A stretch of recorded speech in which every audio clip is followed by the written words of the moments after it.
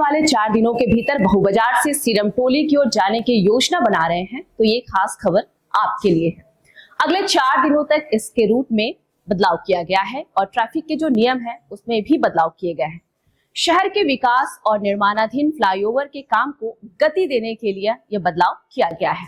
बहू बाजार से सीरम टोली चौक तक के मार्ग पर ट्रैफिक व्यवस्था में खास तौर पर बदलाव किए गए हैं। प्रशासन का उद्देश्य ये है कि निर्माण कार्य भी सुरक्षित रूप से किया जा सके और आने जाने वाले जो भी लोग हैं उन्हें किसी प्रकार की कोई समस्या नहीं हो। तो चलिए जानते हैं कि जो लोग आने जाने वाले हैं उनको किस रास्तों का उपयोग करना होगा।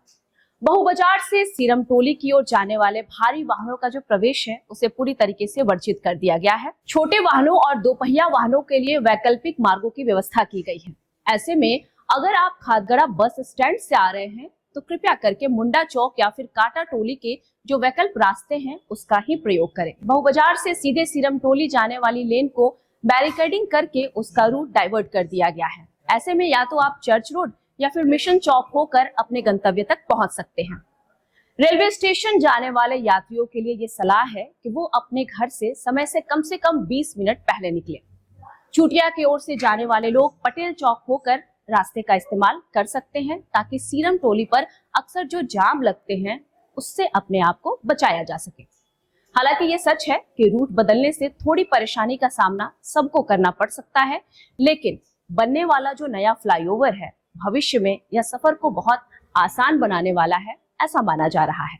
लोगों के सहूलियत के लिए ट्रैफिक पुलिस के जवान हर मोड़ पर आपकी सहायता के लिए तैनात कर दिए गए हैं। ऐसे में जो लोग उधर यात्रा करेंगे कृपया करके उनके निर्देशों का पालन करते हुए ही आगे बढ़ेंगे और साथ ही साथ गलत दिशा में अपने वाहन को चलाने से खुद को रोकेंगे।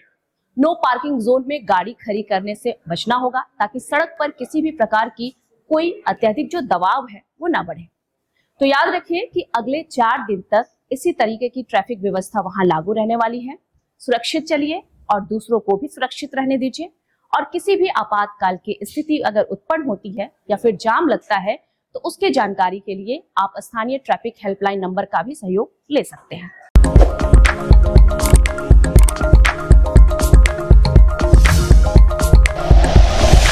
Like and share videos, subscribe करें हमारा चैनल और प्रेस करें बेल आइकॉन। News 11 भारत, सच है तो दिखेगा।